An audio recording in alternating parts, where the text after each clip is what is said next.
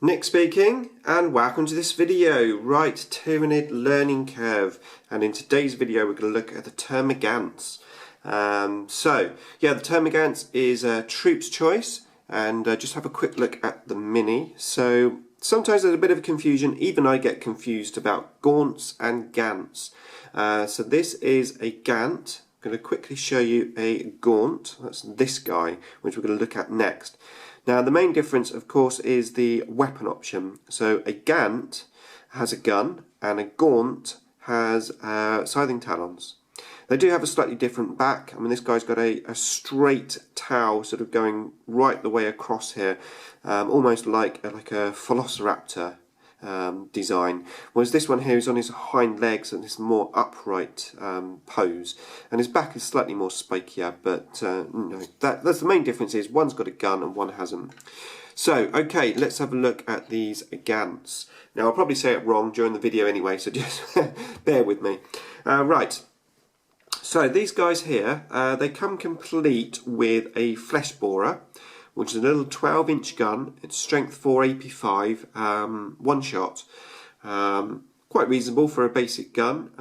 Looking at their stat lines, weapon skill 3 and ballistic skill 3, strength 3, toughness 3, 1 wound, initiative 4, quite reasonable, just 1 attack, leadership 6, and a 6+ save. Now, doesn't sound that great, but they're only 4 points each, so these guys are really cheap. They're so cheap that you can actually take between 10 and 30 in one brood. Now, my personal preference is generally to take around 20. I tend to tweak it depending on how many points I've got, but on average my starting block is 20 in one brood. So what, just 80 points for one brood, which is awesome. Now, these guys do not have synapse. So at leadership 6, obviously there's a good chance you're going to fail that and have to roll on the lurk table. So you do need to try and keep these guys in synapse, which you should be able to do reasonably well because you're going to have some synapse embedded within your army. And if you are taking a big unit of these, the one great thing about them being in synapse range is that they become fearless in the assault. So they're actually pretty good units at holding up your enemy front lines. And that's going to bring me on to how to use these guys in a second. But first of all, just quickly look at the options. So we've got a strangle web, which we can take on 1 mini if we want to, which is 5 points.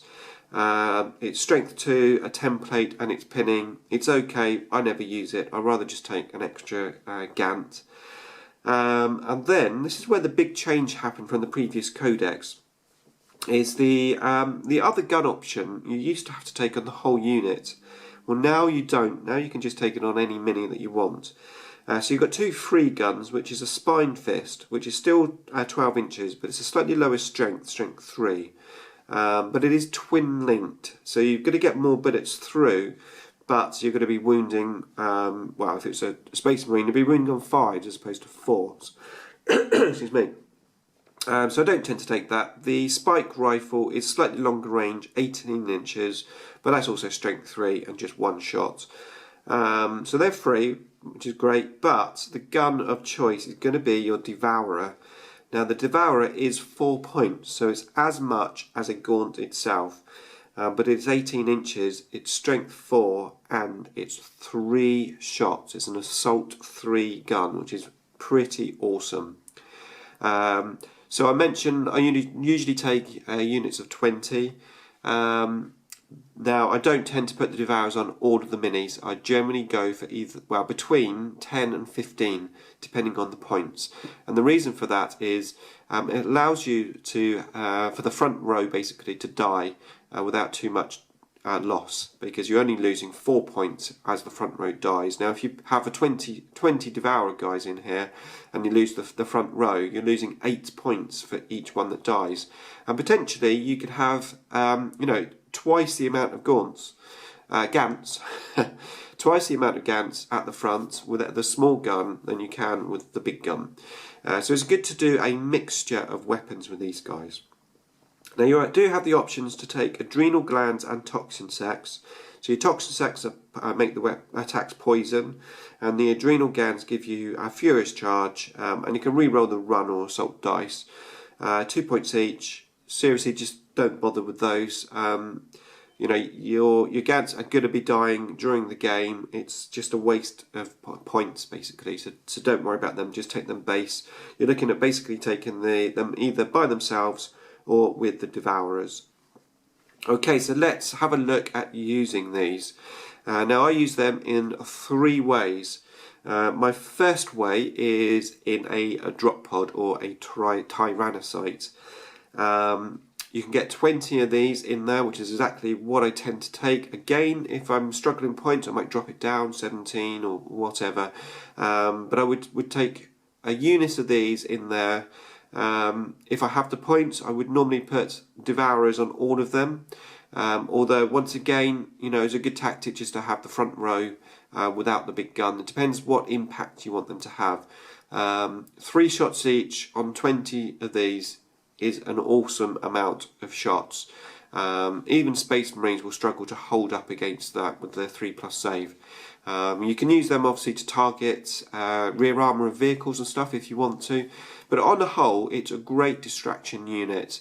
When these guys come in, you know, 20 of these guys with what is now a great drop pod model, you know, with all the gun options, being able to move, slightly higher toughness. We'll look at the pods in a separate video, but that's a great unit to deep striking just by itself. Excuse me. Okay, so that's number 1 way of using them. Number 2 is to just advance them up with your broods. You know, have a big squad of these. As I said, 20 is my favourite choice. A couple of units of these charging up. The rule of thumb still sticks. Your enemy generally will shoot at the closest target. And if they've got 40, like a couple of units of these, 40 of these charging up the table at them, they're going to start shooting at them. Generally, if you're using this tactic, it's probably best to have about 50% without that big gun, 50% with, because you are going to take a reasonable amount of wounds on these guys.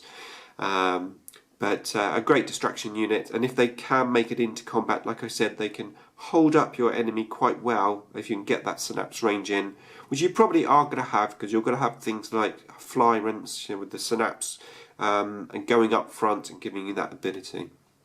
So another great way to use them. Now the third way, and this has got slightly worse, let's say, than it used to be in the previous codex, but it's still a viable tactic, and that is to use the Scuttling Swarm special rule. Now basically it means if you take 30 of these, a whole brood of 30, you can unlock a Tervagon as a troop's choice. Now yes, that is quite a reasonable investment. You've got the Tervagon, which is 195 points, plus you've got to pay for 30 of these. But the Tervagon as a troop's choice is an awesome troop's choice. Gives you a toughness 6, 6 wounded, monstrous creature as a troop's choice. Not only that, he can generate more Gants for free. That's awesome. Now we'll talk about the Tervagon in a separate video, but just a very quick one to note that those Gants which are generated will not have objective secured special rules, so just bear that in mind. But yeah, the Tervagon behind a defence line, sitting at the back, a great troop's choice to hold your objective there. Very difficult to get rid of. So that's another option. So you are going to need quite a reasonable amount of these. It's almost a stock choice for us Tyranid players.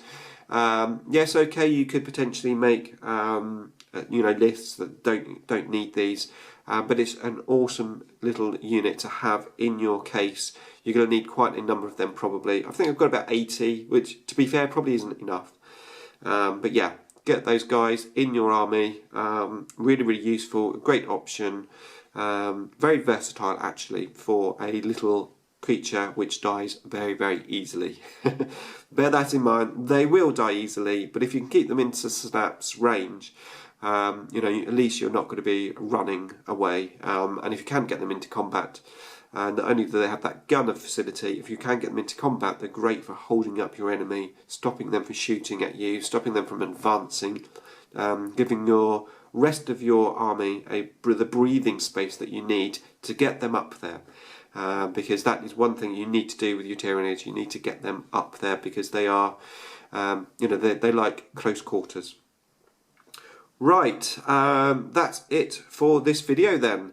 Next up, we're going to look at the Termagants brother, the Hormagaunt, and see what we can do for that one. Thanks for watching.